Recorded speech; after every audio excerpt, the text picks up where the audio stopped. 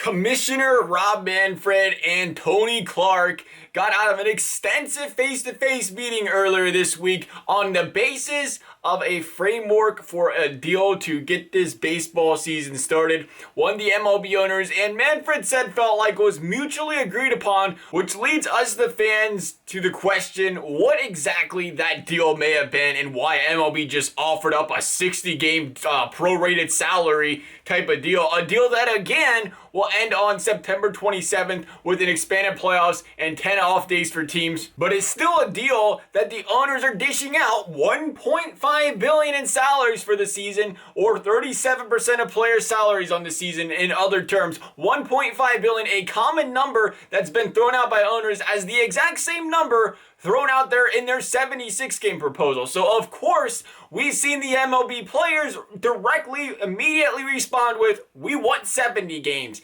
and fully prorated salaries. And the MLB owners quickly went on to say, that's not going to happen. 70 games is no, and we're going to give it time to not even respond. Excuse me.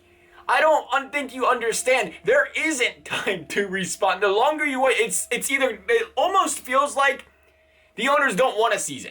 It really does. It's really starting to get there because the owners are afraid to do the 48, 50-game season because of the whole grievance thing coming up. And at the same time, they're trying to get as little as possible out of this season as far as fully prorated and paying the players. That is why they said 60 games, $1.5 billion, which again was a number we've seen in previous negotiations. What MLB owners have literally done for the entire month of June is throw out a contract or throw out a proposal that is the exact same proposal with a different amount of games in it. At the end of the day, they're willing to offer up the same amount of money.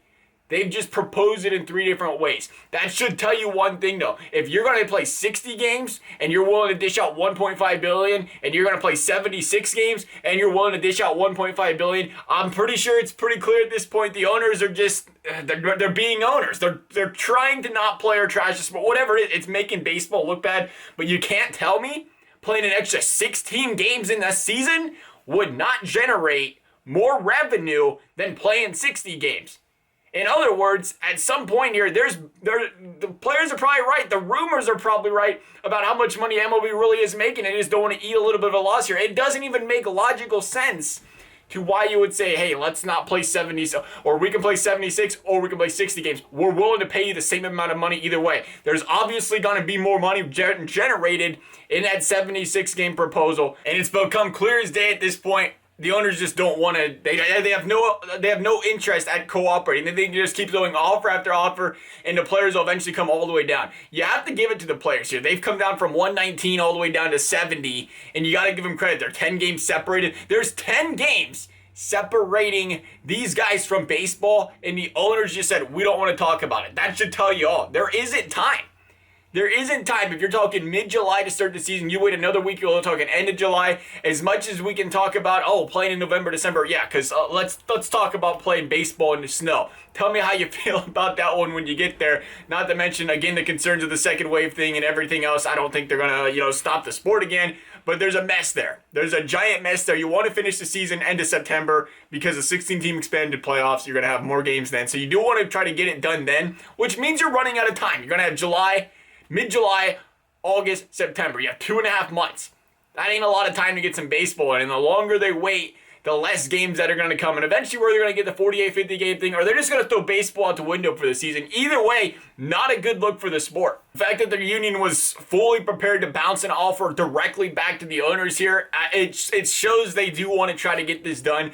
Now it's concerning whether the owners want to get it done. And it's clear as day, they came out of that Manfred-Tony Clark meeting that they agreed on something, and then they leaked something else, and they try to make, and the owners are again playing the game of let's pin it on the players. Because it does not take much thinking to consider that wasn't the deal agreed upon.